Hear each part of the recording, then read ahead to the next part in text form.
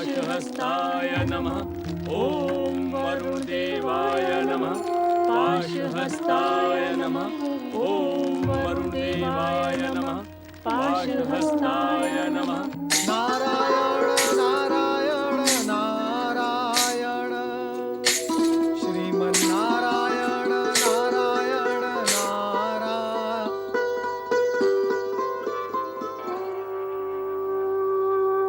नारायण नारायण। प्रभु, ये आपकी कैसी लीला है? क्या आवश्यकता आ पड़ी थी ऐसी लीला रचाने की प्रभु? प्रभु, वर्षों से धरती पर वृष्टि नहीं, दूर दूर तक कहीं जल दिखाई नहीं देता। मनुष्य, प्राणी, पशु, पक्षी जल के अभाव में मृत्यु का ग्रास बनते जा रहे हैं। हे प्रभु, दया करो प्रभु, दया करो और समेट लो अपनी विनाशकारी लीला को प्रभु, दया करो। नारायण नारायण।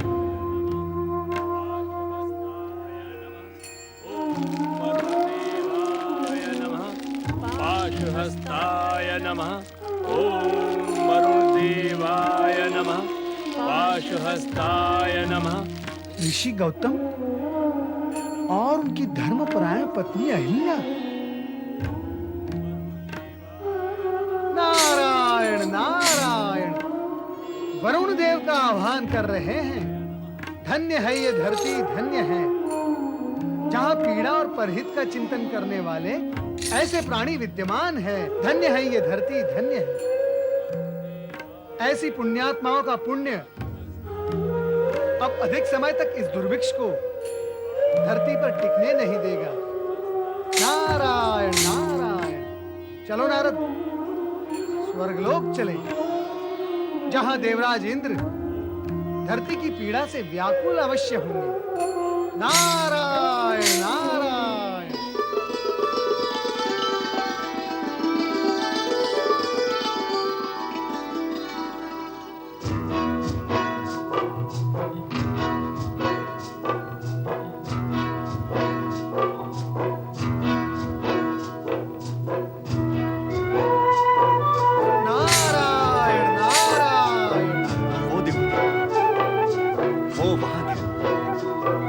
मयूर और मयूरी दोनों उन्मत्त होकर नृत्य कर रहे हैं। हाँ स्वामी, कितना सुंदर लगता है। आज तो गगन विहार में आनंद ही आ गया। नारायण नारायण। आनंद विहार हो रहा है देवराज। हाँ देवर्षि, सुंदरता देखकर प्रसन्नता तो होती है। अवश्य होती है, किंतु प्रसन्नता के अगल बगल में यदि निश्चिंतता और सुरक्षितता भी हो तो प्रसन्नता को प्रसन्नता पूर्वक भोगने का आनंद परम आनंद तक जा सकता है। हमारी इस प्रसन्नता में कई बाधाएं हैं देवर्षि। देवी सची, बैठने के स्थान का नाम यदि केवल आसन हो तब तो कोई बात नहीं, किंतु यही आसन यदि सिंहासन हो तो शत्रुदल द्वारा नियमित रूप से खींचतान होती ही रहती है। ऐसे में सिंहासनारूढ़ अधिकारी यदि भोग विलास और आमोद प्रमोद के कारण अस्थिर हो जाए तो उसका भविष्य भी अस्थिर हो जाता है। देवी सची, प्रसन्नता के अवसर पर आप ऐसी चर्चा क्यों कर रहे हैं देवर्षि? स्वर्ग के अधिकारियों के लिए तो आमोद प्रमोद स्वाभाविक ही है। फिर तो बाधाएं, कष्ट और आपदाएं भी स्वाभाविक ही है देवराज। ये ध्यान रखे कि जगत में ऐसा कोई भोग नहीं रचा गया जिसके साथ रोग ना जुड़ा हो। फिर आपने ये कैसे मान लिया देवराज कि आपको अधिकार की प्राप्ति भोग करने के लिए ही हुई है? ये आपको कैसा भ्रम हो गया देवराज कि स्वर्ग का सिंहासन और सुविधाएं आपके भोगने के लिए ही है? सिंहासन के साथ में सुविधाएं और सुविधाओं के साथ में सुख भोग तो होता ही है देवर्षि। नहीं, सर्वथा नहीं, कदापि नहीं। सिंहासन की प्राप्ति होती है देवराज कर्तव्य और दायित्व को पूर्ण करने के लिए। सुविधाओं की प्राप्ति होती है यथाशीघ्र पीड़ितों को सुविधाएं उपलब्ध करने के लिए। किंतु आप जिस धारणा, सिद्धांत और मान्यता को लेकर गतिशील है देवराज, उसके अनुसार तो हर सत्ताधारी पद, स्थान और सुविधा का लाभ केवल भोगने के लिए ही लेने लगेगा। और जब जब ऐसा होगा तब तब आसन डोलेगा और फिर प्रकृति की संपूर्ण शक्तियां उस सुख भोगी के विरुद्ध होकर उसके पतन का कारण भी बनती हैं। नहीं देवर्षि, नहीं, कृपया ऐसे कटु शब्द ना कहें। मैं तो वही कह रहा हूं जो प्रकृति कहती है और करती है। आप स्वयं भी विचार करके देखें देवराज, जब जब आप भोग विलास की ओर प्रवृत्त हुए हैं तब तब आप दुर्बल भी हुए हैं, और जब जब आप दुर्बल हुए हैं असुर बलवान होकर आप पर हावी भी हुए हैं, और अनेक बार आपसे स्वर्ग हर भी लिया है।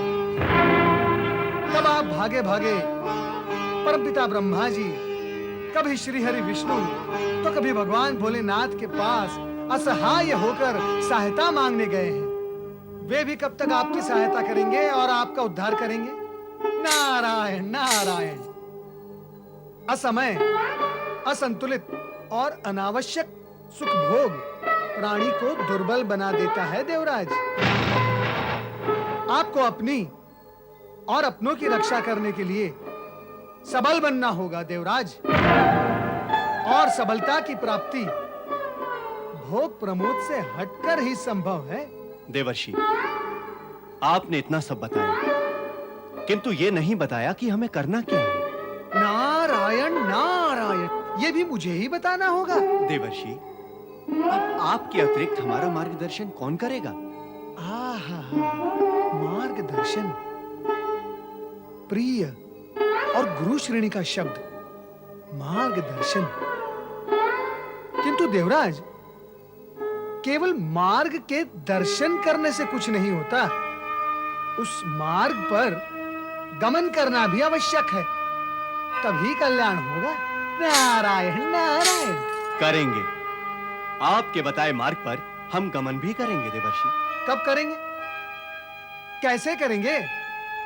आप तो पृथ्वीवासियों की पीड़ा को भूलकर यहाँ गगन विहार कर रहे हैं, आमोद प्रमोद में डूबे हुए हैं, और आप कह रहे हैं गमन करेंगे।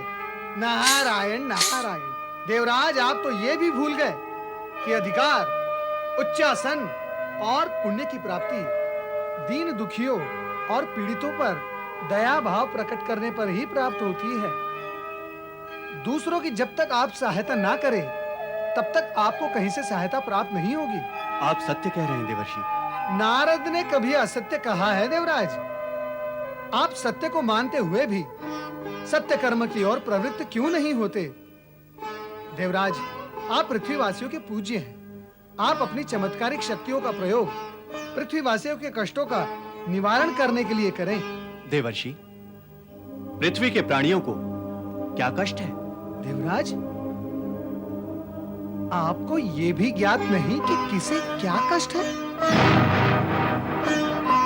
नारायण नारायण। आप वरुण देव का आह्वान करें, हो सकता है उन्हें पता हो। वरुण देव, प्रकट हो।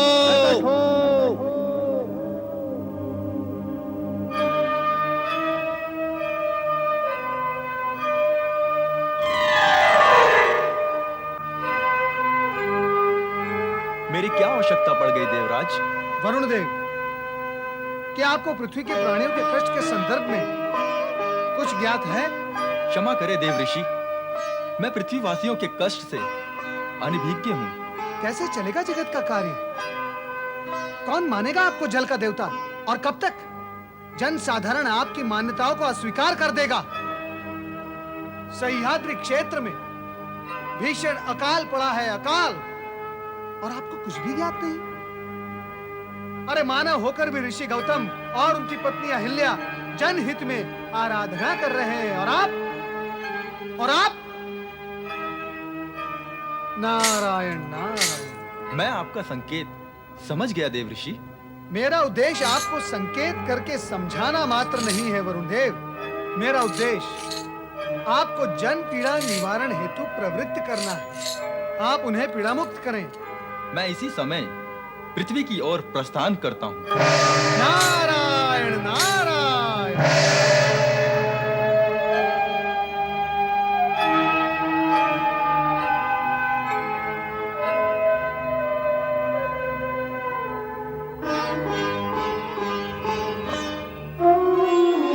ओम वरुण देवाय नमः पाशहस्ताय नमः ओम वरुण देवाय नमः पाशहस्ताय नमः ओम वरुण देवाय नमः पाशहस्ताय नमः ओम वरुण देवाय नमः पाशहस्ताय नमः ओम वरुण देवाय नमः पाशहस्ताय नमः ओम वरुण देवाय नमः पाशहस्ताय नमः ओम वरुण देवाय नमः पाश ऋषि गौतम,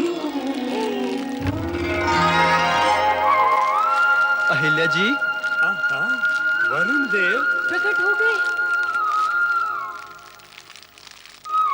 प्रणाम। आपका दर्शन पाकर हम धन्य हुए वरुण देव। मैं आपकी कामना पूर्ति के लिए ही प्रकट हुआ हूँ। कहे ऋषिवर, आपकी क्या इच्छा है?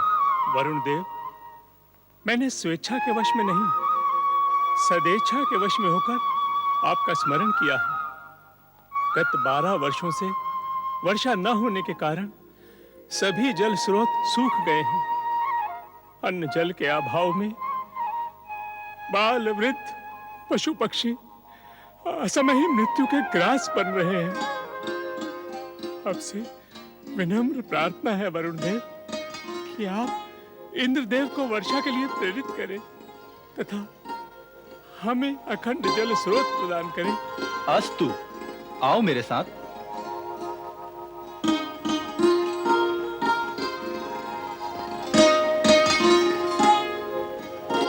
ओम नमः शिवाय।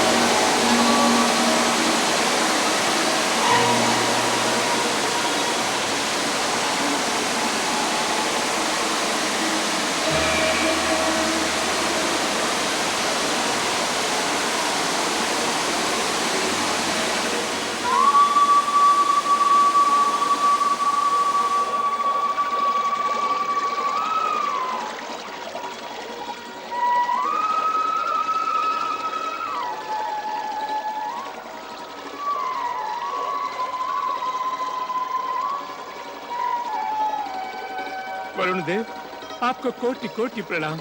हमें अखंड जल स्रोत प्रदान कर आपने प्राणी मात्र की रक्षा की है। हम सदा सदा आपके आभारी रहेंगे। आपकी इस कृपा और दया दृष्टि के लिए मानव जाति सदा आपका नाम स्मरण करती रहेगी। ऋषिवर, मैं यहाँ स्वयं नहीं आया। आपकी सद्भावना, लोकहित की भावना और सदाशय मुझे यहाँ तक लाया है। अतः लोक कल्याण का श्रेय मुझे नहीं, आपको है। इसी सत्य के आधार पर ब्रह्मगिरी का ये कुंड गौतम कुंड के नाम से प्रसिद्ध होगा। यह भविष्य में भी अनेकानेक चमत्कारों की सृष्टि करेगा।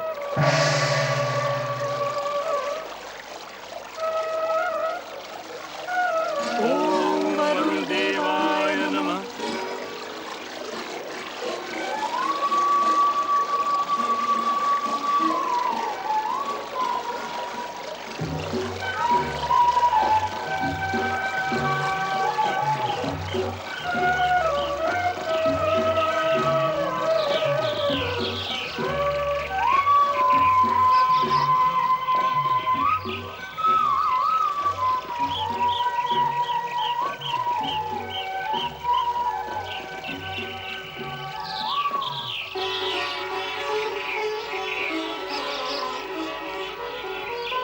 वरुण देव ने हमारी पुकार सुन ली।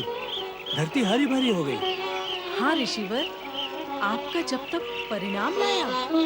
हमारा जब तक।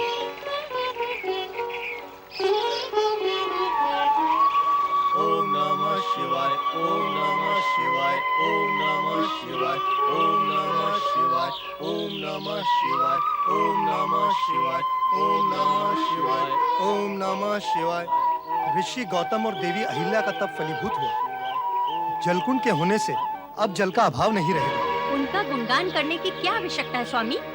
जब तक तो हम भी करते तो जल की प्राप्ति अवश्य हो जाती। नहीं नहीं, गौतम ऋषि एक महान तपस्वी हैं। उनके तप के परिणाम स्वरूप ही इस क्षेत्र में जल की उपलब्धि हुई है। गौतम ऋषि की महिमा का गुणगान करते रहे तो वहीं रह जाओगे जहाँ हो। लाज आती है मुझे तो ये कहते हुए कि आपकी तपस्या और यज्ञ साधना दोनों प्रभावहीन है। यदि इनमें प्रभाव होता तो जल कुंड प्राप्ति का श्रेय आपको होता, ना कि ऋषि गौतम। तुम ठीक कह रही हो।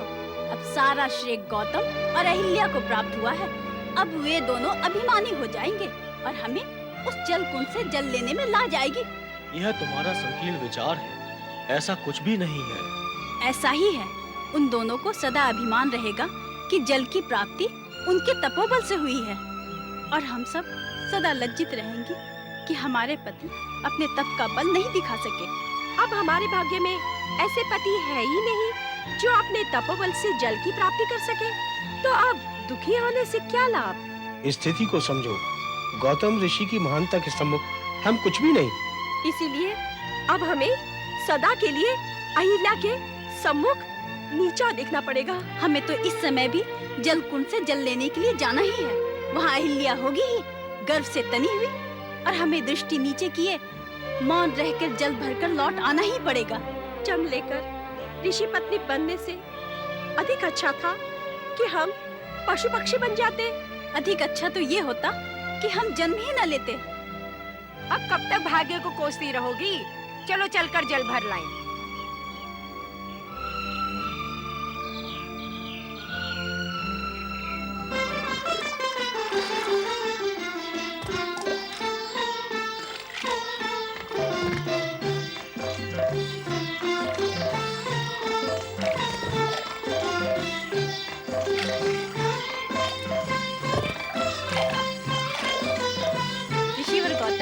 कृपा और साधना से हमें नया जीवन प्राप्त हुआ है। हमारे परिवार इन्हीं के कारण से सुरक्षित रह सके हैं।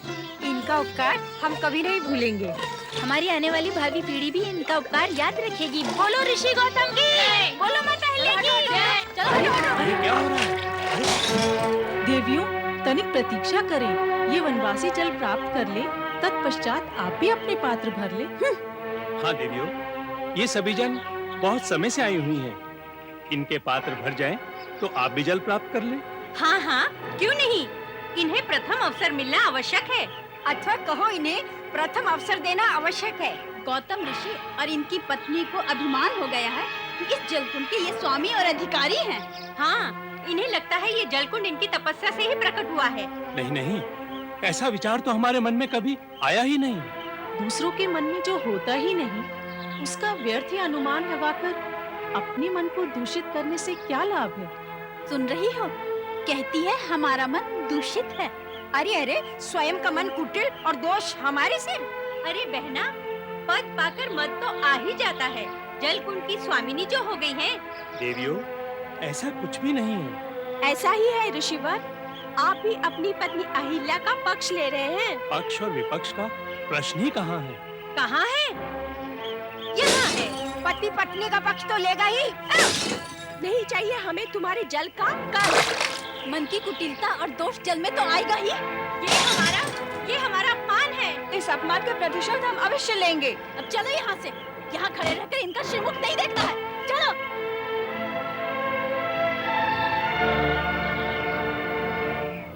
देवी अहिल्या, इन ऋषि पत्नियों से विवाद कर अच्छा नहीं किया। क्या किया मैंने? केवल प्रतीक्षा करने के लिए तो कहा था। इतना गर्व, इतना अभिमान। हम अपमान का प्रतिशोध लेंगे। हाँ हाँ, अवश्य लेंगे। हमारे पति समर्थ होते तो ये दिन देखना पड़ता। क्या हुआ देवियों? आप सब तो जल लेने गई थी। आपके जलपात्र और घट कहाँ हैं? फोड़ डाले उनके अभिमान और हमारे अपमान के धक्के ने। कहो तो हुआ क्या? होना क्या है? वही पद का मत। अहिल्या और गौतम को अभिमान हो गया है कि उनके तपोबल से जल कुंड प्रकट हुआ है। ऋषि गौतम अभिमानी तो नहीं, और ये भी सत्य ही है कि जलकुंड उनके तपोबल से ही प्रकट हुआ है। तो क्या हम जो कह रहे हैं वो असत्य है? तो अब आप चाहती क्या हैं? प्रतिशोध। प्रतिशोध। कैसा प्रतिशोध? अपने अपमान का और कैसा? किंतु हम ऋषि गौतम से प्रतिशोध कैसे ले सकते हैं? हमारी इच्छा मानकर आप सभी को एक भव्य यज्ञ का आयोजन करना होगा। कैसा यज्ञ? ऐसा यज्ञ जिससे उन दोनों का तपोबल और सारी सिद्धियां नष्ट हो जाए, उनका गर्भ चूर चूर हो जाए और वे कठोर यातनाएं भोगने के लिए विवश हो जाएं। नहीं नहीं, यह अनुचित होगा। तो उन्होंने जो व्यवहार किया वो उचित है? अन्य कोई उपाय सोचा जा सकता है। नहीं, केवल प्रतिशोध। पुनः विचार कर लो। आवश्यकता ही नहीं है। आप सभी स्पष्ट सुन ले। यदि उन दोनों से प्रतिशोध लेने में आप सभी ने हमारा सहयोग नहीं किया तो हम आश्रम त्याग कर अन्यत्र चली जाएंगी। हाँ हाँ, हम आश्रम का त्याग करके अन्यत्र चले जाएंगे। हम विवश हैं। लगता है अब हमें यज्ञ देवता को प्रसन्न करने के लिए महायज्ञेष्टि यज्ञ करना ही होगा। अब तो एकमात्र यही उपाय है। ओम विद्याय स्वाहा। ओम विद्याय स्वाहा। ओम विद्याय स्वाहा। ओम महेशाय स्वाहा। ओम महेशाय स्वाहा। ओम महेशाय स्वाहा। ओम पराय यज्ञ पुरुषाय स्वाहा। ओम पराय यज्ञ पुरुषाय स्वाहा। ओम पराय ईशाय स्वाहा। ओम पराय ईशाय स्वाहा। ओम पराय ईशाय स्वाहा। ओम पराय यज्ञ पुरुषाय स्वाहा। ओम पराय तेजसे स्वाहा। ओम पराय ईशाय स्वाहा। ओम पराय तेजसे स्वाहा।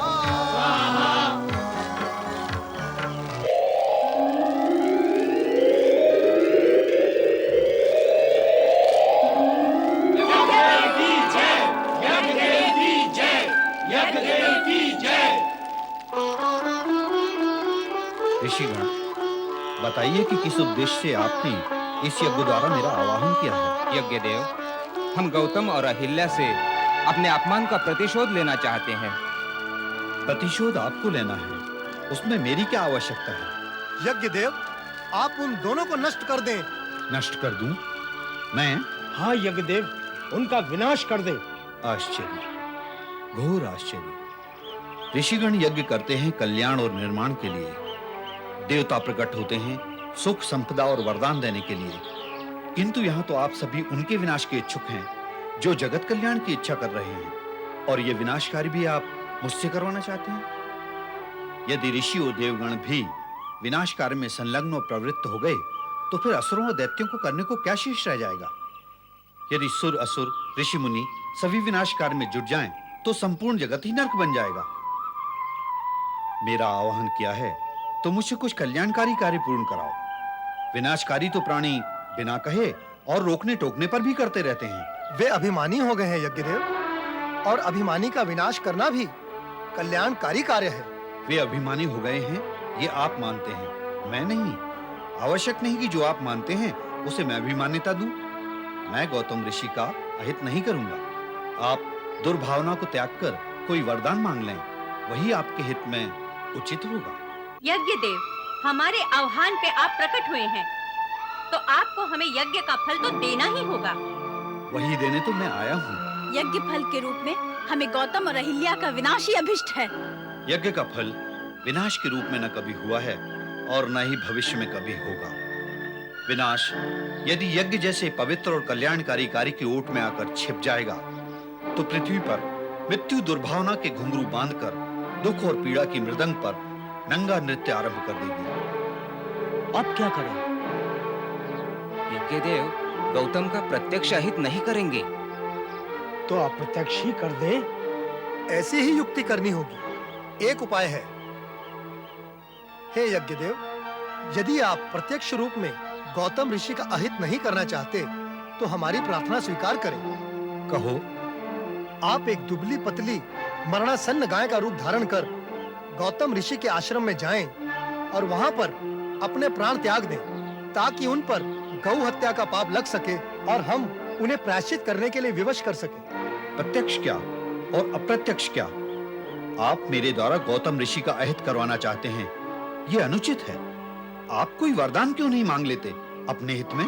यज्ञ देव, आप प्रकट हुए हैं तो यज्ञ का फल देने के लिए भी प्रतिबद्ध हैं। यज्ञ का फल याचक की इच्छा अनुसार ही दिया जाता है। आपको हमारी प्रार्थना माननी ही होगी। प्रकट हुआ हूँ तो फल अवश्य देना पड़ेगा। मैं मरणासन्न गाय बनूंगा। अब देखेंगे उन दोनों की दुर्दशा का खेल। गौतम और अहिल्या दोनों ही कलंकित हो जाएंगे। और कलंक मृत्यु के समान होता है।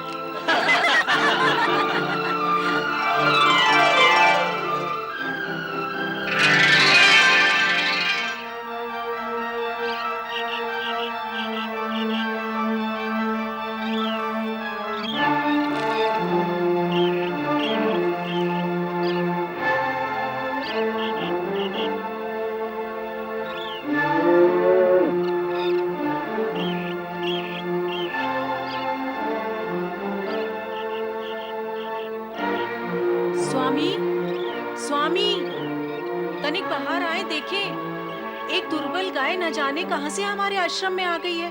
हमें उसकी सहायता सेवा करनी चाहिए। अरे ये क्या हो गया?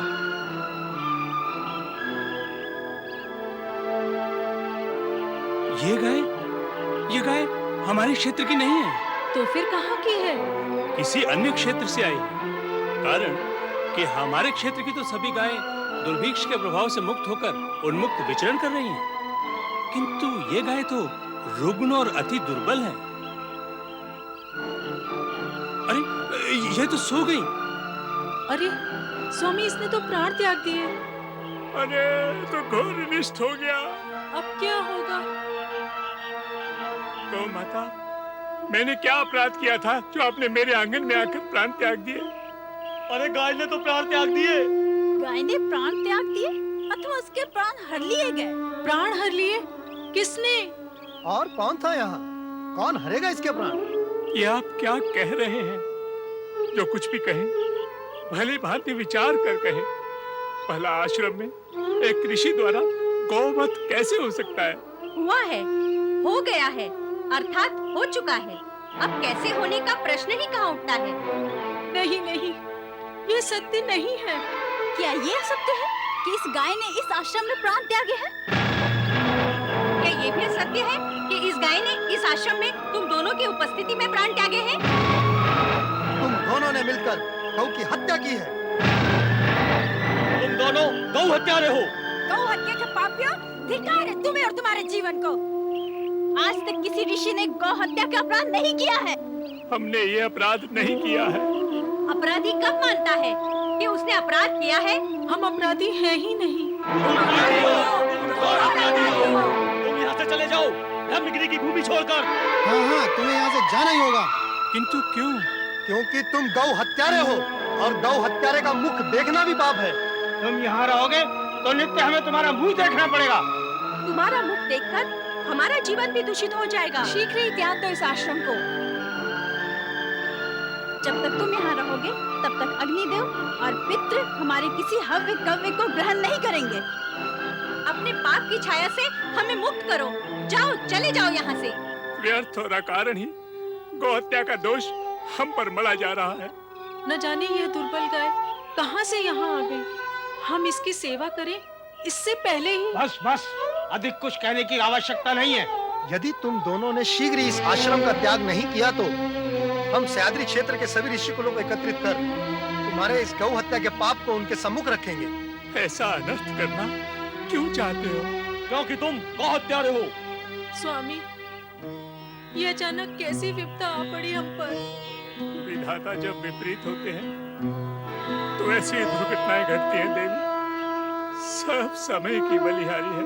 विचार विनिमय मैं भाग्यरोधन यहाँ से कहीं दूर जाकर करो। अब आप सभी ने ये मान लिया है कि हमने गौ हत्या की है और हमारा कोई तर्क आप सुनना मानना नहीं चाहते तो ठीक है,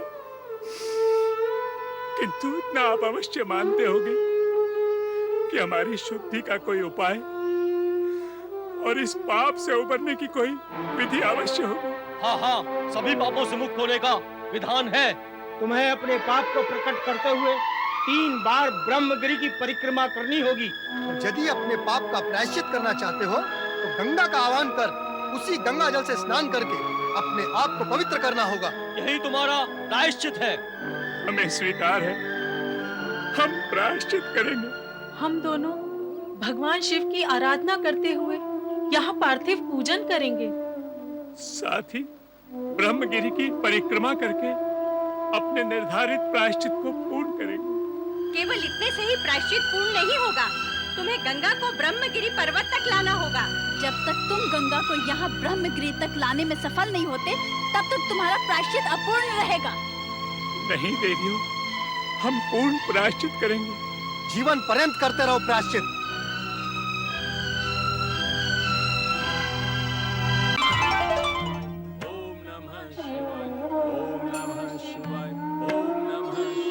ऋषि गौतम और उनकी पत्नी अहिल्या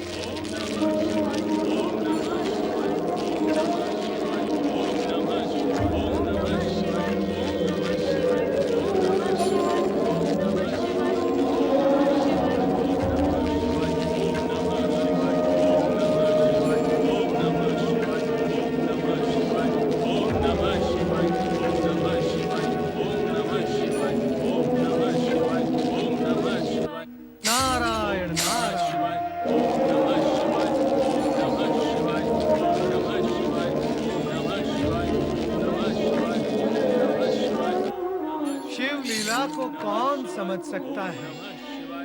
नारायण नारायण नारायण नारायण। ओम नमः शिवाय। कहो ना, कहाँ लीला रचाए हो? प्रभु, आपकी रचाई लीला इतनी व्यापक है कि नारद लीला को गति मिलने की कोई संभावना ही नहीं। मैं आपकी अद्भुत लीला देखकर आ रहा हूँ। पता नहीं ब्रह्मदेव ने तुम्हारा नाम नारद क्यों रख दिया। तुम्हारा नाम तो लीलाकारी और लीला दर्शक होना चाहिए था। आप बताओ, तुम क्या देख कर आए हो? माता, अत्यंत दारुण दृश्य देखा है मैंने। कहो तो, क्या देखा है तुमने? वाणी साथ नहीं दे रही भोलेनाथ। ऋषि गौतम और उनकी पत्नी अहिल्या को गौ हत्या के झूठे आरोप में कठोर प्रायश्चित करना पड़ रहा है। किसने लगाया है उन पर गौ हत्या का झूठा आरोप? सह्याद्री क्षेत्र के ऋषियों और उनकी पत्नियों ने। ये तो अनर्थ है। अन्याय है माता, अन्याय। और ये अन्याय भगवान भोलेनाथ बैठे बैठे देख रहे हैं। नारद, जगत के साधारण प्राणियों को जो न्याय अथवा अन्याय की स्थिति दिखाई देती है, वो मूल रूप से विधि की रचना होती है। गौतम और अहिल्या धर्म के मार्ग पर नए कीर्तिमान स्थापित कर रहे हैं। प्रायश्चित नाम की इनकी रचना पूर्ण होते ही दोनों का नाम धार्मिक जगत में अमर हो जाएगा और दोनों सर्वोच्च यश के भागी होंगे। वो कैसे भोलेनाथ? नारद, दूसरों को धीरज धारण करने का उपदेश देते रहते हो, कभी कभी ये कार्य स्वयं भी कर लिया करो। नारायण नारायण।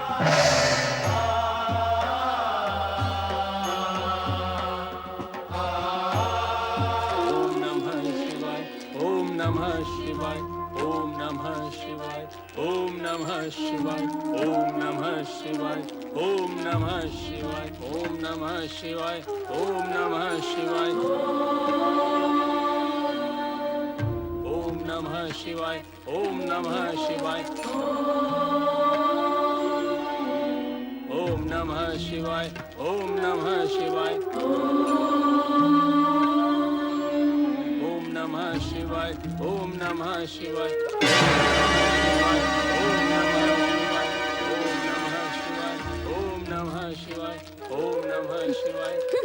इतनी आराधना करने पर भी तुम्हें फल प्राप्त नहीं हो रहा है।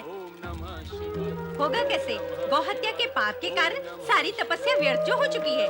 यदि तुम्हारा प्रायश्चित पूर्ण हो गया होता तो गंगा यहाँ अवश्य अवतरित हो जाती। अब तो तुम्हें यहाँ रहने का कोई अधिकार नहीं है, चले जाओ यहाँ से। ओम नमः शिवाय, ओम नमः शिवाय, ओम नमः शिवाय, ओम नमः शिवाय। उत्तर नहीं देती? ओम नमः शिवाय। कहना नहीं मानती? जाती नहीं यहाँ से। ले जाती है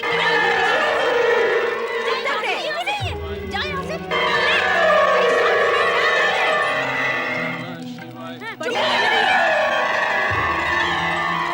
ओम नमः शिवाय, ओम नमः शिवाय, ओम नमः शिवाय, ओम नमः शिवाय, ओम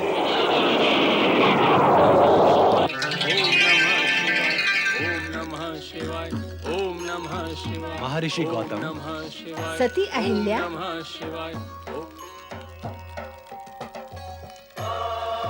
हाँ? भगवान शिव। माता पार्वती, तुमने शांत मन से समस्त प्रतिकूल परिस्थितियों और विपदाओं का सामना किया है और हमारी आराधना की है। हम तुमसे अति प्रसन्न हैं।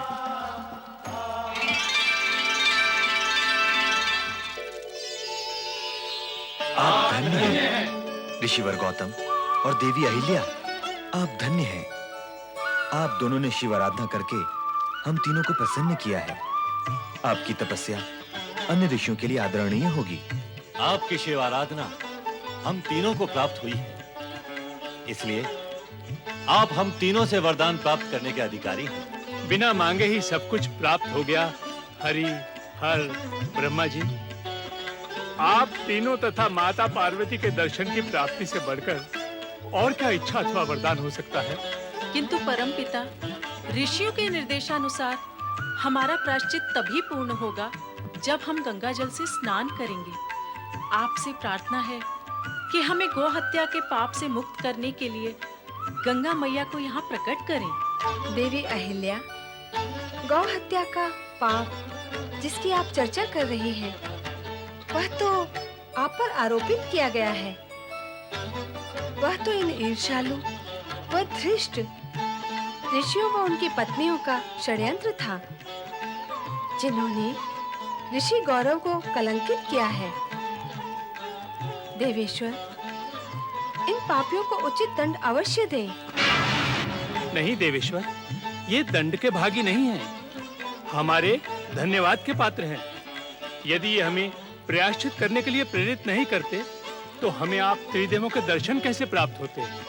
इनकी कृपा के परिणाम स्वरूप ही हमें आपकी कृपा तथा दर्शन प्राप्त हुए हैं। इन्हें क्षमा कर दें भगवान, इन्हें क्षमा कर दें। क्षमा करें प्रभु, क्षमा करें। हम सब अपनी भूल स्वीकार कर बैठे हैं। माता पार्वती, भगवान सदाशिव, हमारा प्रायश्चित तब तक अधूरा है जब तक यहाँ गंगा प्रकट नहीं होती। ऋषियों की मान्यता के अनुसार गंगा के पावन जल के स्पर्श से ही हमारी पूर्ण शुद्धि होगी। अतः जनहित में गंगा अवतरण करें प्रभु। आप महान हैं महर्षि गौतम।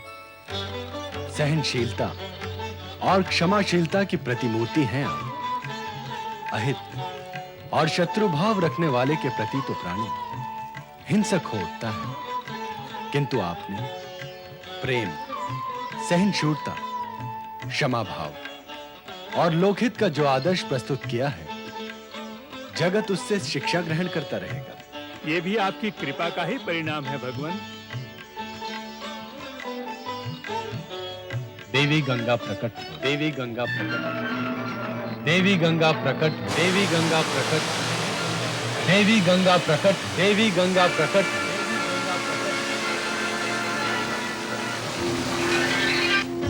गंगा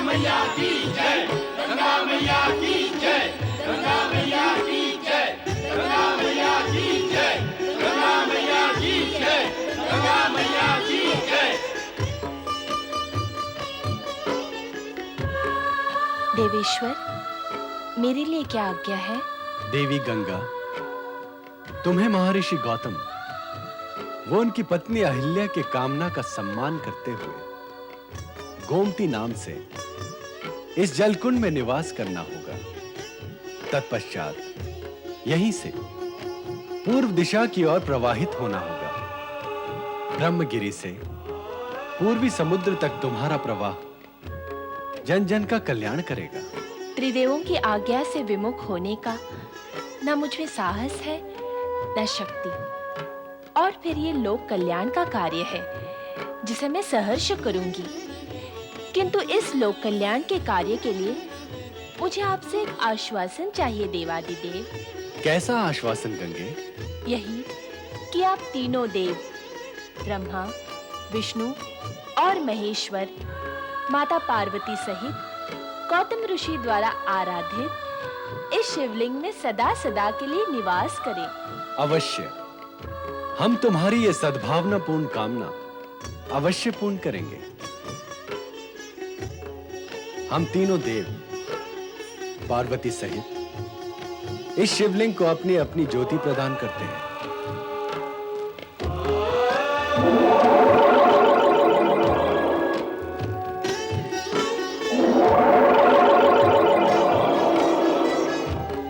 अब ये परम पावन ज्योतिर्लिंग त्र्यंबकेश्वर ज्योतिर्लिंग के नाम से प्रसिद्ध होगा और वैवस्वत मतवंतर के 28वें कलयुग तक जन जन की कामना पूर्ण करता रहेगा।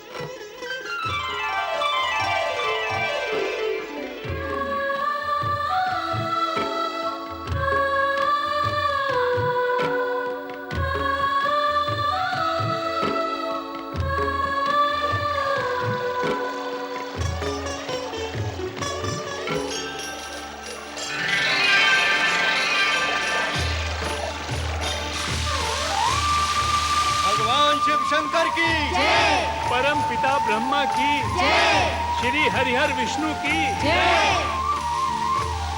शिव के भक्त जनों ने पुकारा जब संकट पड़ने पर, शिव के भक्त जनों ने पुकारा जब संकट पड़ने पर, तब तब ज्योतिर्लिंग में पधारे अजर अमर शिव शंकर।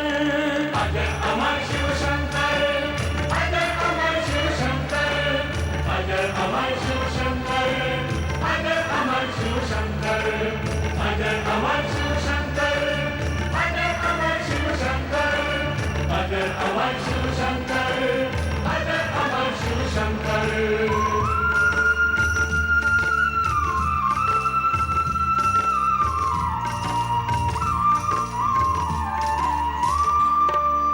लिंग बना के गौतम ऋषि जब शिव की साधना करने लगे, तब गौतम अहिल्या सम्मुख शिव शंकर जी प्रकट हुए। गौतम ऋषि की सुन के प्रार्थना गंगा गौतमी भी आई। वहाँ की गंगा गौतमी बाद में नदी गोदावरी कहलाई। भोलेनाथ का ज्योतिर्मय लिंग तब से त्रयंबक कहलाया।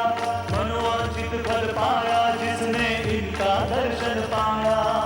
श्रद्धा से जो आते यहाँ पे होते मनोरथ उनके सफल। शिवमय होके रह जाता है उनके जीवन का हर पल। शिव की जय हो, शिव की जय हो, शिव की जय हो, शिव की जय हो, शिव की जय हो, शिव की जय हो, शिव की जय हो, ओम नमः शिवाय, ओम नमः शिवाय, ओम नमः शिवाय, ओम नमः शिवाय, ओम नमः शिवाय, ओम नमः शिवाय, ओम नमः शिवाय, ओम नमः शिवाय, ओम नमः शिवाय, ओम नमः शिवाय, ओम नमः शिवाय ओम नमः शिवाय ओम नमः शिवाय ओम नमः शिवाय ओम नमः शिवाय।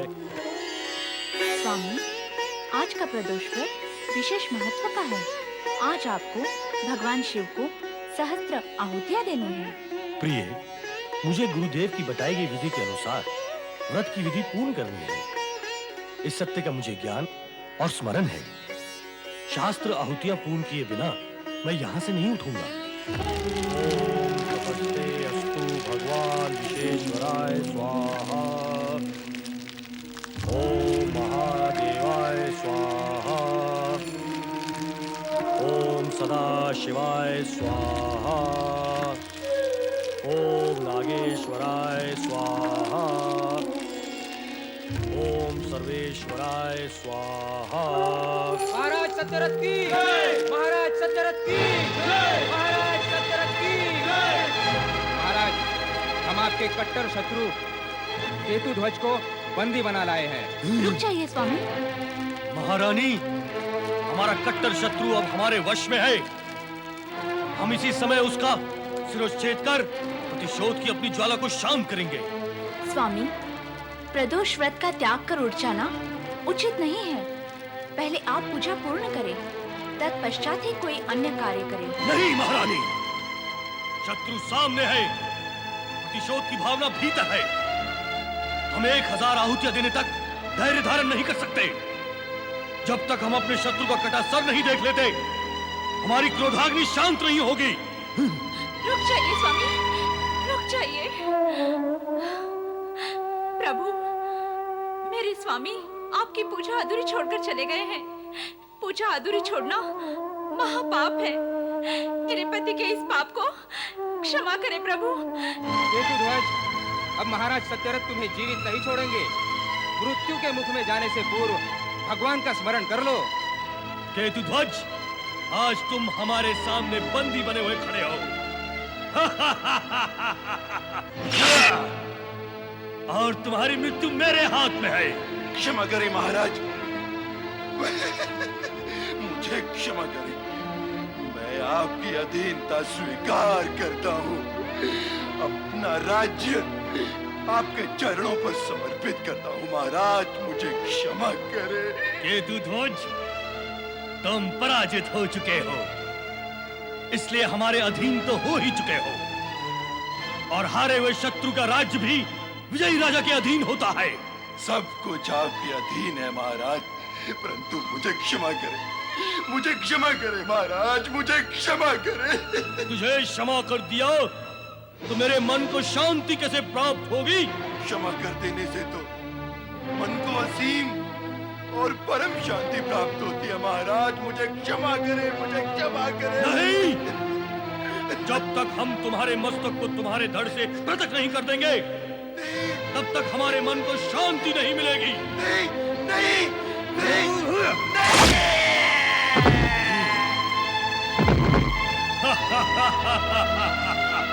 महाराज सत्यरथ की महाराज सत्यरथ की महाराज सत्यरथ की। महामंत्री, आज्ञा दे महाराज। हमारा कट्टर शत्रु केतु ध्वज समाप्त हो गया है। प्रकट सत्य है महाराज। महारानी, महारानी, महारानी, हाँ स्वामी। आज हमारे जीवन का सबसे अधिक हर्षमय दिन है। आज हम बहुत प्रसन्न हैं। हमने अपने सबसे बड़े शत्रु को धराशायी कर दिया है। अपने इन्हीं हाथों से हमने अपने जन्मजात शत्रु का वध किया है। हाँ स्वामी, आज आप अत्यधिक प्रसन्न हैं। क्यों ना हो प्रसन्न?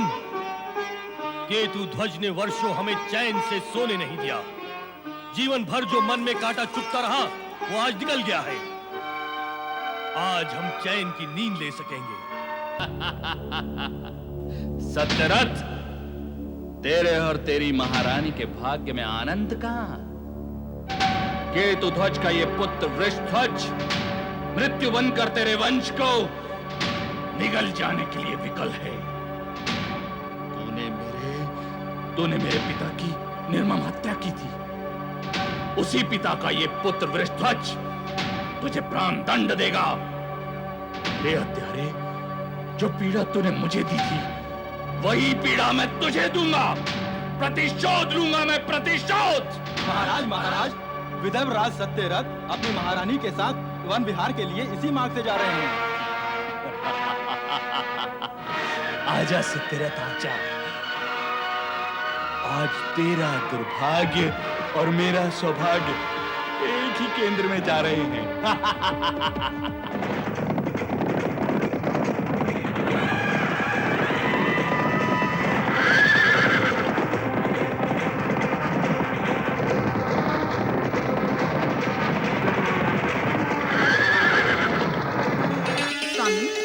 विदर्भ राज्य का युवराज और आपका उत्तराधिकारी शीघ्र ही जन्म लेने वाला है। आप उसके स्वागत की तैयारियां आरंभ करें। हमारे आने वाले युवराज के स्वागत की तैयारियां पूर्ण हो चुकी हैं महारानी। उसके जन्म का उत्सव तो हम अपने शत्रु के मरण के उत्सव से भी अधिक धूमधाम से मनाएंगे।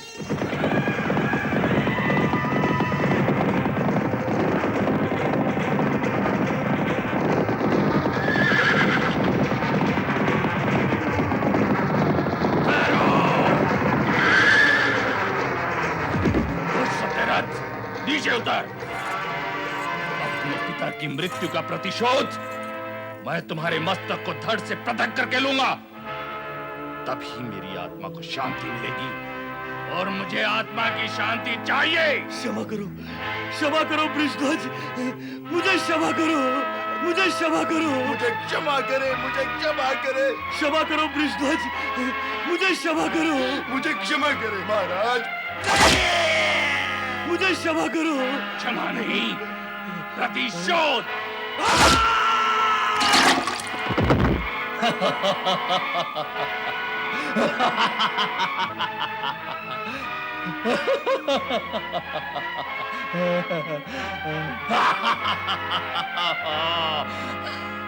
सुरथा कहाँ गई?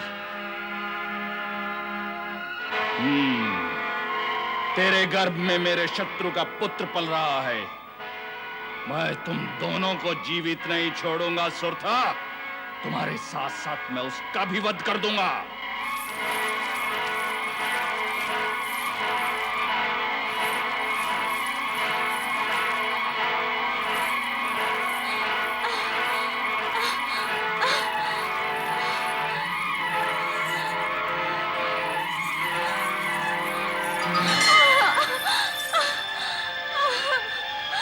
प्रभु मेरी रक्षा करो। प्रभु मेरे पुत्र की शत्रु से रक्षा करो। भोलेनाथ, भोलेनाथ, मैं तुम्हारी शरण में आई हूँ। भोलेनाथ,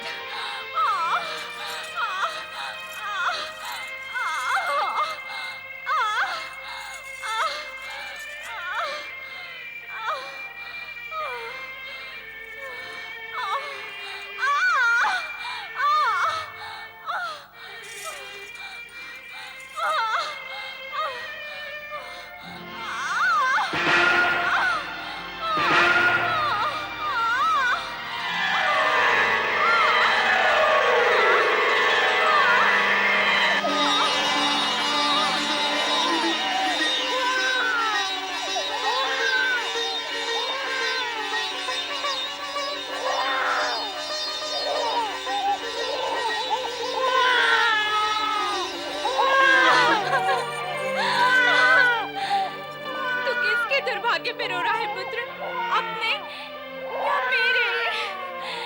जिसे देखकर तुम्हें प्रसन्न होना था, अब वे जीवित नहीं रहे। विधवा हो जाना मेरा दुर्भाग्य, और पैदा होकर अनाथ हो जाना तेरा दुर्भाग्य है। अब भगवान शिव तुम्हारी रक्षा करेंगे। हे प्रभु, मैं इसे तुम्हारी शरण में छोड़े जा रही हूँ। अब तुम्हें इसकी रक्षा करना।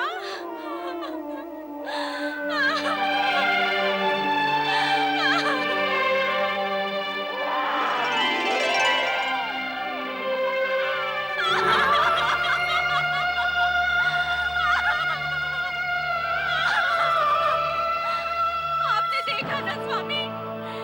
नहीं देखा? आप देख नहीं सकते, लेकिन आपकी आत्मा तो देख सकती है, हमारा सर्वस्व लूट गया, शेष कुछ भी नहीं रहा। मैंने कहा था ना स्वामी, आप प्रदोष पूजा अधूरी छोड़कर भगवान शिव का अपमान ना करें। आप नहीं माने, आप नहीं माने। भला वो क्यों मानने लगे? उन्होंने अपना प्रभाव दिखा ही दिया। शत्रु ने आपके प्राण ले लिए। जब आप ही जीवित नहीं रहे तो मैं भी जीकर क्या करूंगी? जब आप ही प्राणहीन हो गए स्वामी, तो मैं प्राणवान रहकर क्या करूंगी? मैं भी आ रही हूँ स्वामी, मैं भी आ रही हूँ। मैं आ रही हूँ स्वामी।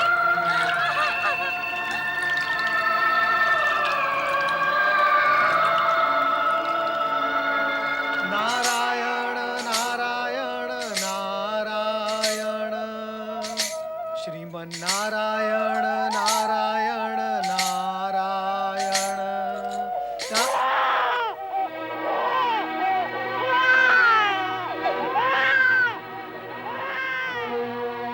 अरे,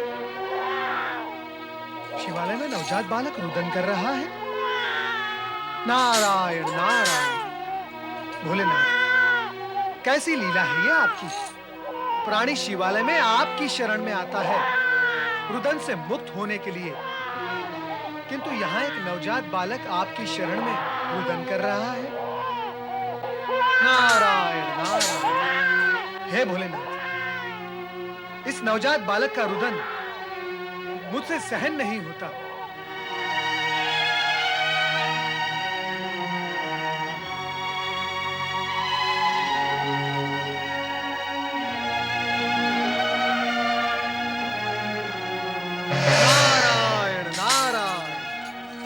त्रिकालदर्शी, नारद का प्रणाम स्वीकार करें।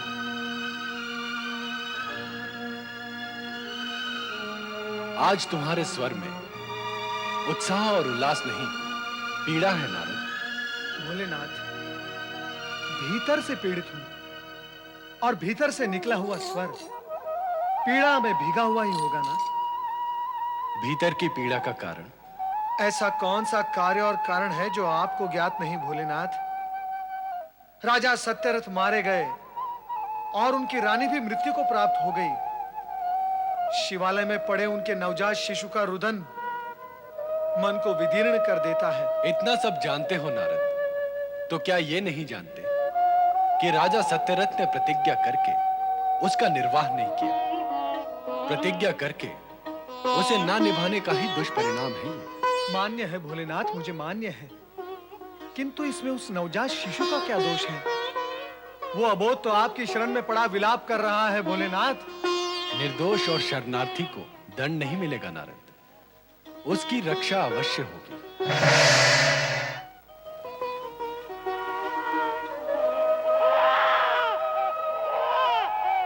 अरे, ये किसका बच्चा रो रहा है शिवालय में?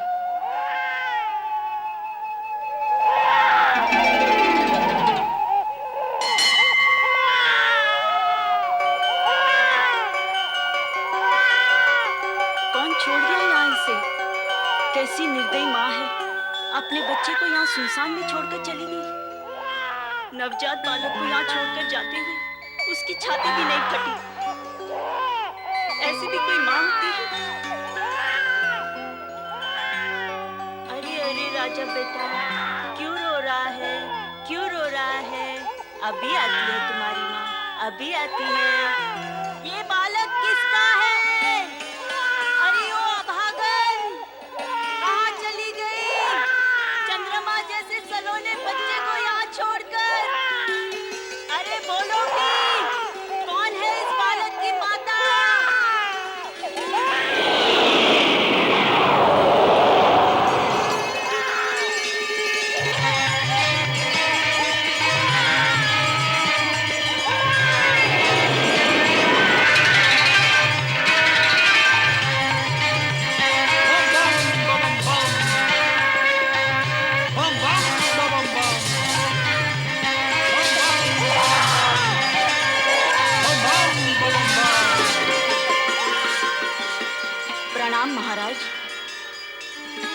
देखिए महाराज, ये बालक मुझे यहाँ पड़ा हुआ मिला है। ये कौन है मैं नहीं जानती। इसकी माता कौन है मैं ये भी नहीं जानती। आप यहाँ रहते हैं, आपको ज्ञात होगा। बताइए महाराज, ये बालक किसका है? इसकी माता कौन है? देवी, अब तुम ही इसकी माता हो। मैं इसकी माता? मैं तो जानती भी नहीं कि ये बालक है कौन। ये स्वर्गीय राजा सत्यरथ का पुत्र है। राजा ने प्रदोष पूजा की अवज्ञा कर उसे अधूरा ही छोड़ दिया था। उसी अपकर्म के कारण इसके माता पिता को मृत्यु का मुख देखना पड़ा। बम बम बम बम। किंतु तुम्हारे लिए यह चिंतामणि रत्न के समान सौभाग्यशाली सिद्ध होगा। अब तुम पुत्रवत इसका लालन पालन करके अपने पुत्र के साथ साथ इसे भी पुत्र का ममत्व व स्नेह प्रदान करो। बम बम बम बम। महाराज, मैं बहुत समय से आप जैसे महात्मा की खोज में थी। वो किस लिए देवी? मैंने अब तक अपने पुत्र का नाम नहीं रखा है। उसे केवल लल्ला कहकर पुकारती हूँ। आप मेरे पुत्र का कोई अच्छा सा नाम रख दीजिए महाराज। बम बम बम बम। विधाता भी कैसे संयोग बनाता है, मुझे यहाँ भेज दिया तुम्हारे इन दोनों पुत्रों का नामकरण करने के लिए। तो फिर बताइए महाराज इनके नाम। तुम्हारे इस बड़े पुत्र का नाम है शुचिव्रत। शुचिव्रत? हाँ, और छोटे का जो तुम्हारी गोद में है इसका नाम होगा धर्मगुप्त। इन दोनों का लालन पालन करने में तुम्हें कोई कठिनाई नहीं होगी। बम बम बम बम। आपकी कृपा और उपकार से आज मेरा एक बड़ा कार्य पूर्ण हुआ है महाराज। तुम्हारा कल्याण हो देवी। बम बम बम बम। बम बम बम बम। बम बम।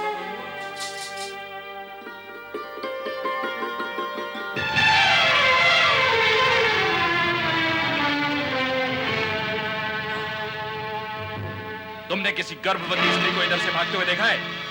नहीं नहीं महाराज, मैंने किसी को नहीं देखा।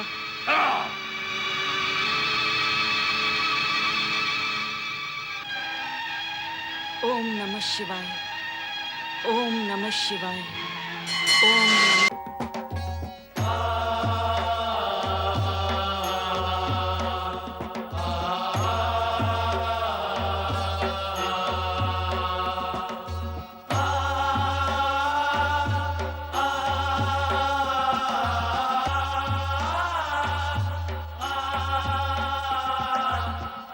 पति परमेश्वराय नमो नमः।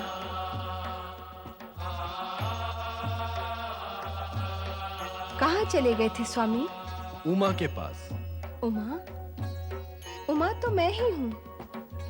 मेरे पास तो आप अब आए हैं। उस विधवा ब्राह्मणी का नाम भी उमा ही है। वो दो बालकों को स्नेहपूर्वक पाल रही है। तुम्हें उसकी सहायता करनी चाहिए। नारायण नारायण। माता पार्वती सहायता तो करेंगी ही, परंतु उन दोनों बालकों के भविष्य का क्या होगा भगवान? नारद, पता नहीं अज्ञानवश अथवा ज्ञान पूर्वक अज्ञान की तुम कभी कभी ऐसी बातें करने लगते हो कि हमें भ्रम होने लगता है कि कहीं तुम्हें मति भ्रम तो नहीं हो गया है।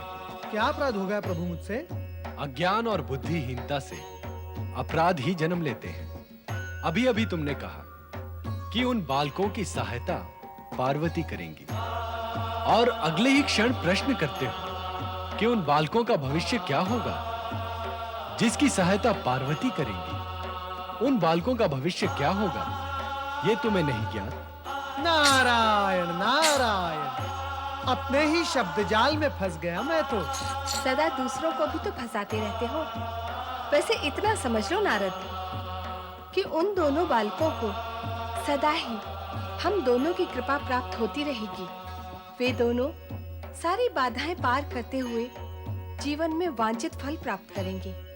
इतना ही नहीं, उनकी माता उमा भी दोनों के उत्कर्ष से सुख और संतोष प्राप्त करेगी। इतना तो पर्याप्त हो गया भगवान। आप दोनों धन्य हैं।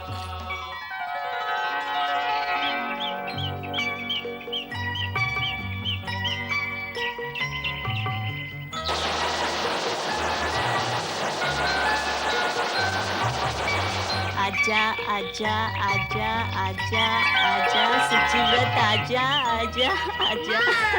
जय जय मृत्युंजय महादेव, जय जय मृत्युंजय महादेव, जय जय मृत्युंजय महादेव, जय जय मृत्युंजय महादेव, जय जय मृत्युंजय महादेव, जय जय मृत्युंजय। आयुष्मान भव। मेरे पुत्र को आशीर्वाद दे ऋषिवर। ये पुत्र तुम्हारा तो नहीं है उमा देवी। किंतु मातृवत मैंने ही इसका पालन पोषण किया है। जानता हूं, और ये भी जानता हूं कि सत्यरथ के इस पुत्र पर शिव कृपा हुई है।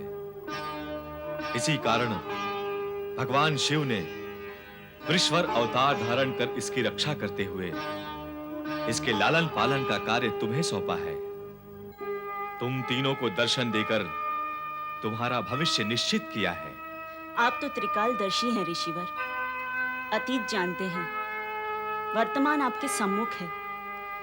कृपा कर इस बालक का भविष्य बताएं। देवी उमा, इसका भविष्य बताना नहीं, बनाना है, और वो भी तुम्हें बनाना है।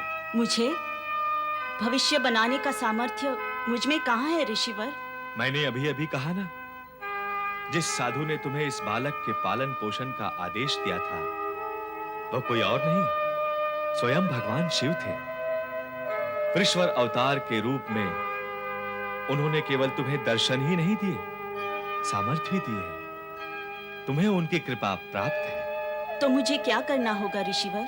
शिव की कृपा प्राप्त इस बालक का भविष्य उजागर करना है। पर कैसे?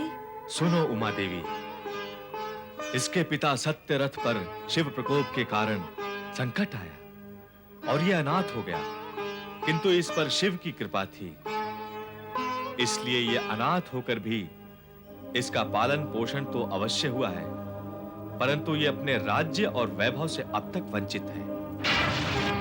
उसकी प्राप्ति का उपाय बताएं ऋषिवर। शिव प्रदोष पूजन के महत्व को जानकर उसे नियम पूर्वक पूर्ण करना होगा। इस बालक को अपने पिता के पाप का प्रायश्चित करना होगा। जय जय मृत्युंजय महादेव। महाराज, आप अपने शत्रुपुत्र की खोज करके थक गए थे, किंतु आपकी कृपा से मैंने उसे खोज लिया है। कहाँ है वो? उमा नाम की ब्राह्मणी अपने पुत्र के साथ साथ उसका भी पालन कर रही है। ब्राह्मणी का पुत्र सुचिव्रत और आपका शत्रुपुत्र धर्मगुप्त दोनों महर्षि शांडिल्य की आज्ञा अनुसार शिव प्रदोष व्रत की पूजा शिवालय में आरंभ करने जा रहे हैं। बस, धर्मगुप्त आज अंतिम बार आएगा शिवालय में, अपने पिता की भांति वो भी हमारे हाथों आज यमलोक पहुंच जाएगा। शिवालय में शत्रुपुत्र के साथ उसका काल भी आएगा।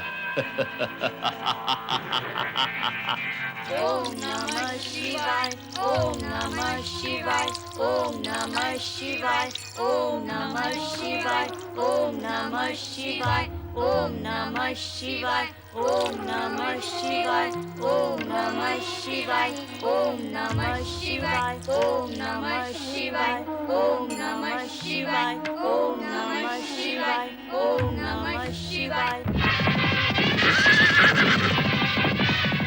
ओम नीलकंठाय स्वाहा, ओम मृत्युंजयाय स्वाहा, ओम महाबीजाय स्वाहा, ओम रुद्राय स्वाहा।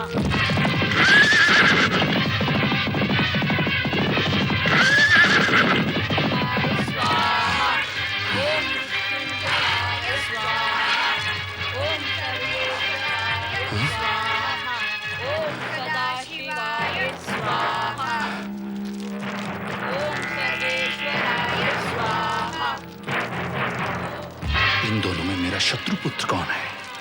कैसे पहचानूं मैं उसे? ये कैसी दुविधा है? इस दुविधा को समाप्त करने के लिए मैं इन दोनों को ही समाप्त कर देता हूं।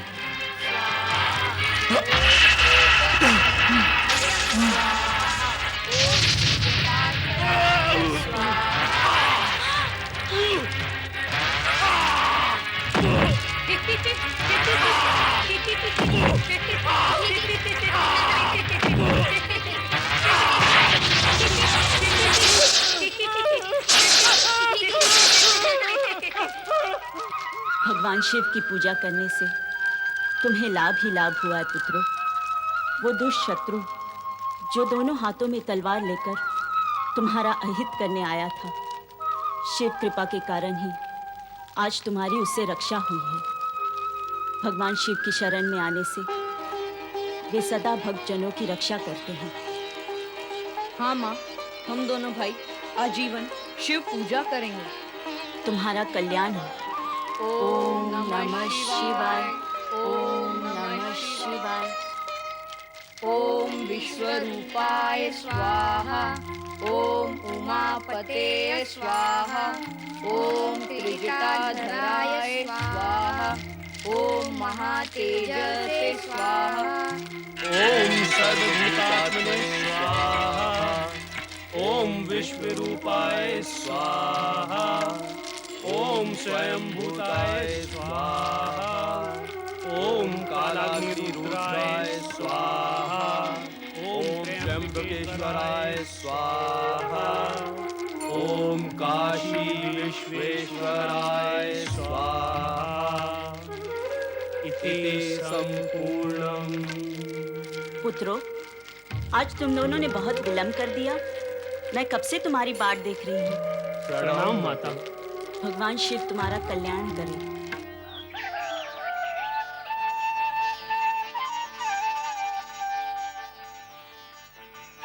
प्रिय धर्मगुप्त, महर्षि शांडिल्य के कहे गए वचन तुम्हें स्मरण है? हाँ माते, मेरे पिता महाराज सत्यरथ ने शिव प्रदोष पूजा का कार्य अधूरा छोड़कर अपने परिवार पर शिव कोप को आमंत्रित किया था। माता पिता की आत्मा की शांति, पिता के पाप का प्रायश्चित तथा अपने राज्य और वैभव को पुनः प्राप्त करने के लिए मुझे नियमित रूप से शिव प्रदोष पूजा करनी होगी। शिव प्रदोष व्रत की विधि तुम दोनों को ज्ञात हो गई है? हाँ माँ, हम तीनों ये प्रण करते हैं कि शिवकोप से मुक्त होने के लिए अब हमारा परिवार आजीवन प्रदोष पूजा नियमित रूप से करेगा। और हम आजीवन इस धर्म व नियम को निभाएंगे मां। भैया शुचिव्रत, मां ने भिक्षा मांग मांग के हम दोनों का पालन पोषण किया है। हाँ भैया, उन्होंने हमारे लिए बहुत कष्ट उठाए हैं और उठा भी रही हैं। किंतु कब तक वो हमारे लिए संघर्ष करती रहेंगी भैया?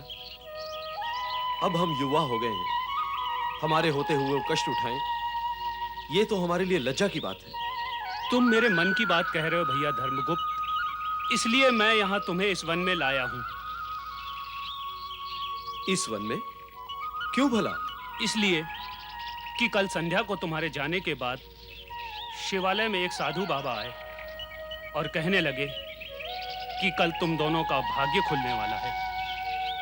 अर्थात आज यहाँ इस मृणाल वन में हम दोनों का भाग्य खुलने वाला है।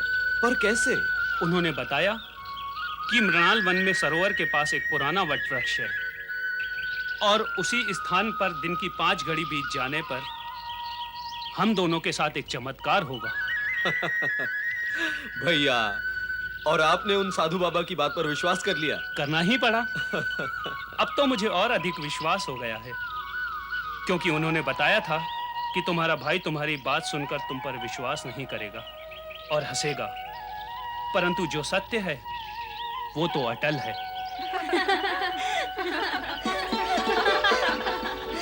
वो देखो, एक चमत्कार तो हो गया।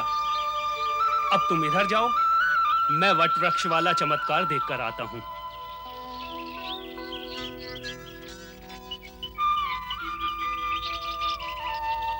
वाह, कितने सुंदर फूल। वाह, ओह, क्या सुंदरता, क्या श्वास है। सखी अंशुमति, सुंदरता तो हम देख ही रहे हैं, किंतु सुवास का ज्ञान हमें नहीं है। लो, स्वयं सूंघ के देख लो। तो तुम इन पुष्पों की चर्चा कर रही थी? तो और कौन है मेरे समीप जिसकी मैं चर्चा करूं? ध्यान से दृष्टि घुमाकर देखो तो दिखाई देगा कि बहुत कुछ है तुम्हारे समीप। बहुत कुछ क्या, सब कुछ है। अरे अरे, कहाँ जा रही हैं आप? मैं गंधर्वराज कोद्रविण की पुत्री राजकुमारी अंशुमति हूँ। आप कहना चाहती हैं कि आपका नाम अंशुमति है, आपके पिता गंधर्वराज हैं जिनका नाम कोद्रवीण है। अरे, आपका नाम क्या है, आपके पिता कौन है, इससे मुझे क्या लेना देना? मुझे क्या मतलब आपके या आपके पिता के नाम से? आप मरुस्थल या पर्वतीय क्षेत्र से आए हैं क्या? नहीं तो। फिर इतनी कठोर और शुष्क बातें क्यों कर रहे हैं आप? देखिए, मैं आपसे तर्क नहीं करना चाहता देवी अंशुमाली। अंशुमाली नहीं, अंशुमति। आपको क्या हमारी सखी माली दिखाई देती है? मैंने कहा ना, मैं आपसे तर्क नहीं करना चाहता हूँ। पर हम करना चाहते हैं। दो बार आपको अंशुमति नाम बताया गया, फिर भी आपने इन्हें अंशुमाली क्यों कहा? उत्तर दें। मैं क्या आपके अधीन हूँ? आपके शासन या प्रभाव में हूँ जो उत्तर दूं? मैं चला। तनिक सुनिए श्रीमान, मैं यहाँ अपने पिताश्री की आज्ञा से आई हूँ। तो मैंने कब आपसे प्रश्न किया कि आप यहाँ पे किसकी आज्ञा से आई हैं? आप सुनते कम और बोलते अधिक हैं। कौन मैं? मैं बोलता अधिक हूँ। आप क्यों अपने गुणों की गठरी मेरे सिर पर रख रही हैं? आगे सुनिए। कल पिताश्री को एक साधु महाराज ने दर्शन दिए और कहा था कि आज दिन के 5 घड़ी बीतने पर मृणाल वन के सरोवर के किनारे एक सुंदर नवयुवक पीले वस्त्र धारण करके आएगा और वही वही वही वही वही वही क्या? वही वही के पश्चात यही यही होता है। हमारी सहेली का अभिप्राय वही है, वही। फिर वही वही। पीत वस्त्रधारी सुनो, अंशुमति का कहना है कि यही है वो। अर्थात वही है यह। वही वही, यही यही। ये क्या कर रहे हैं आप? पिताश्री आ रहे हैं, वो आपको सब कुछ बता देंगे।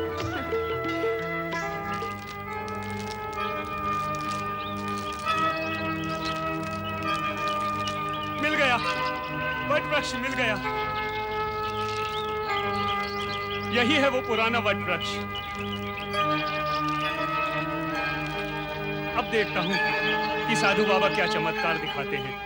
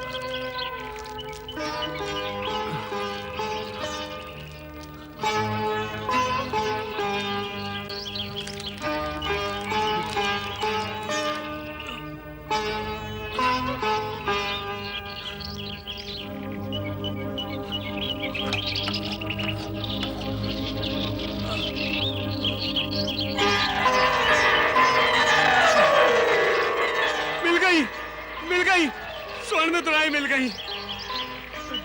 साधु बाबा ने सत्य ही कहा था कि आज चमत्कार होगा। मिल गई, स्वर्ण मुद्राएं मिल गई।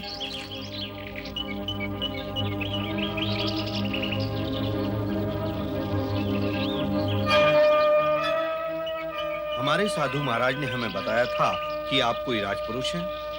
उन्हीं साधु महाराज की आज्ञा और आशीर्वाद पाकर मैं अपनी पुत्री अंशुमति का विवाह आपके साथ करने के लिए वचनबद्ध हूँ। किंतु इतना बड़ा और महत्वपूर्ण निर्णय लेने से पूर्व आपको मेरे विषय में जान लेना आवश्यक होगा। आप राजपुरुष हैं, शालीन हैं, विनम्र हैं, क्या इतना पर्याप्त नहीं है? जिसे आप राजपुरुष कह रहे हैं वो एक राजभ्रष्ट दरिद्री है।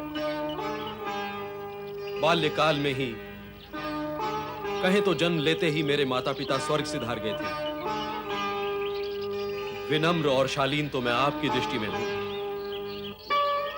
अपनी दृष्टि में तो मैं एक अभागा हूं, जिसने जन्म लेते ही अपने माता पिता को खो दिया। अर्थात अब तो आपको उनके नाम का स्मरण भी नहीं होगा? मैं तो केवल इतना जानता हूं कि मैं विदर्भ के महाराजा सत्यरथ और महारानी सुरथा का पुत्र हूं। महाराज सत्यरथ, तो तुम उनके पुत्र हो? आप उन्हें जानते थे?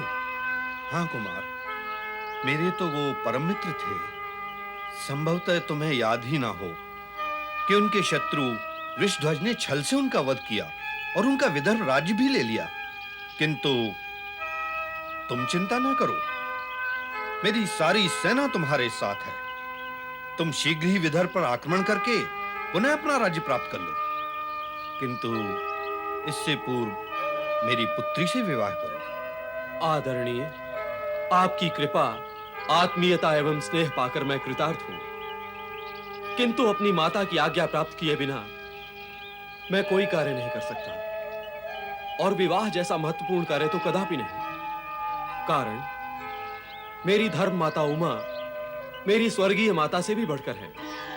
उन्होंने न केवल मेरे प्राणों की रक्षा की है, अपितु मेरा पालन पोषण भी किया है। ये धरती तुम जैसे पुण्यात्मा पुत्रों के कारण धन्य है कुमार। सुनो धर्मगुप्त, मुझे वट वृक्ष के नीचे ये स्वर्ण कलश मिला है। साधु बाबा ने जो कहा था वैसा ही चमत्कार हो गया। ऐसा ही एक चमत्कार मेरे साथ भी हो गया। आनंद आ गया।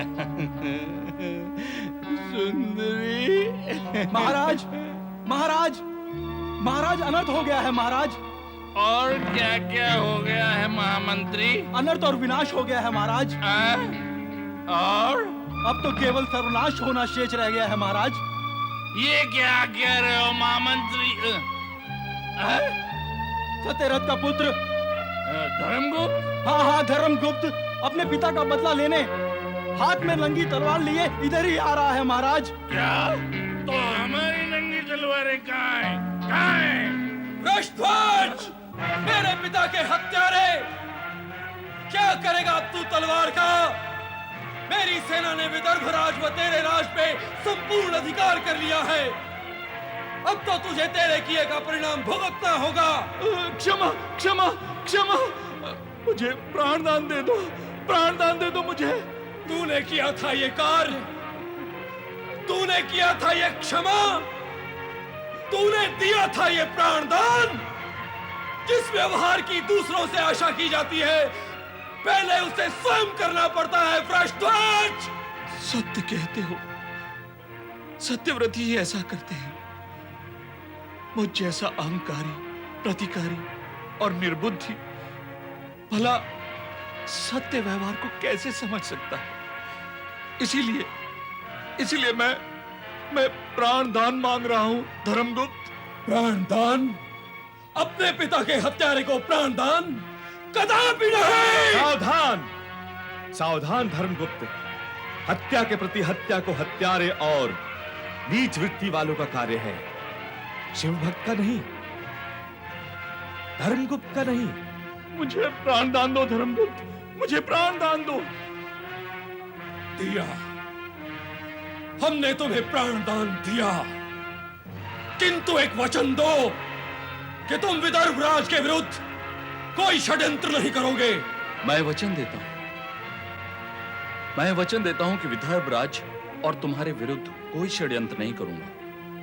तुम्हारे लिए सदैव शुभकामनाएं करता रहूंगा। शिव भक्ति का प्रचार करते हुए सदाचार से अपना राज्य चलाते रहो।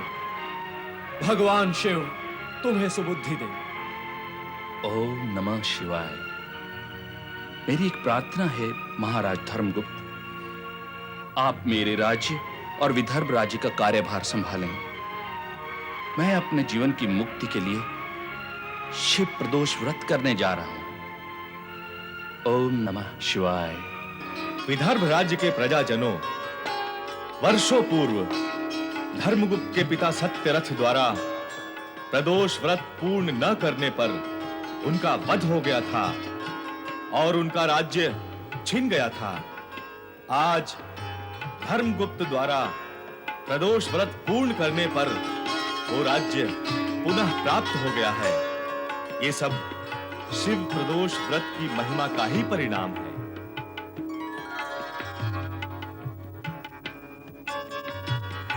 विदर्भराज महाराज धर्मगुप्त की जय। विदर्भराज महाराज धर्मगुप्त की जय। विदर्भराज महाराज धर्मगुप्त की जय। इस शुभ अवसर पर मैं घोषित करता हूं कि शीघ्र ही मेरी पुत्री अंशुमति का विवाह महाराज धर्मगुप्त के साथ धूमधाम से संपन्न होगा।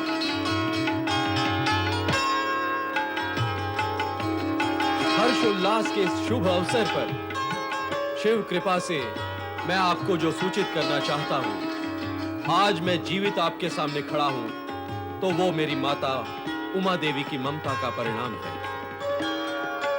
इन्होंने पाल पोस कर मुझे बड़ा किया, इनका ये ऋण तो मैं उतार नहीं सकता, किंतु उपकारवश मेरा मस्तक सदा इनके चरणों में नतमस्तक रहेगा।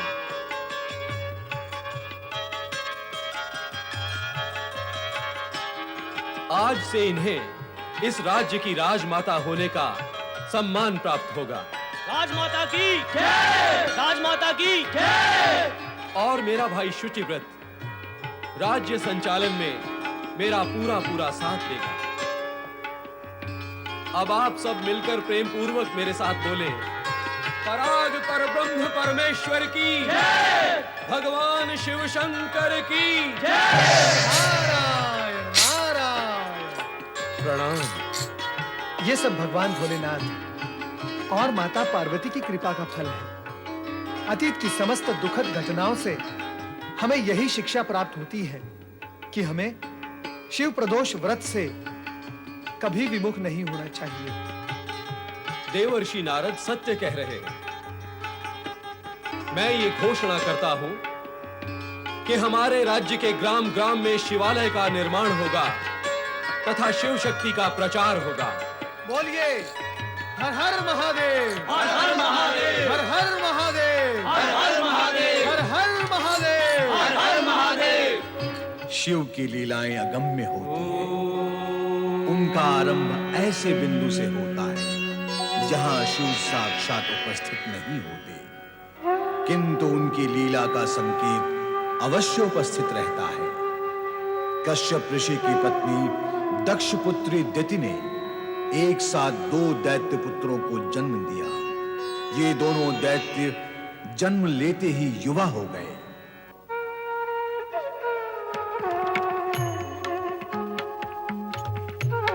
प्रणाम माते। चिरंजीव भव। ओम नमः शिवाय। स्वामी, देख रहे हैं अपने इन प्रतापी पुत्रों को? ये शक्तिशाली दैत्यों के रूप में जगत में अपना और हमारा नाम उज्जवल करेंगे। प्रणाम पितृदेव। आयुष्मान भव, कल्याण भव। स्वामी, शीघ्र ही इनका नामकरण कर दीजिए।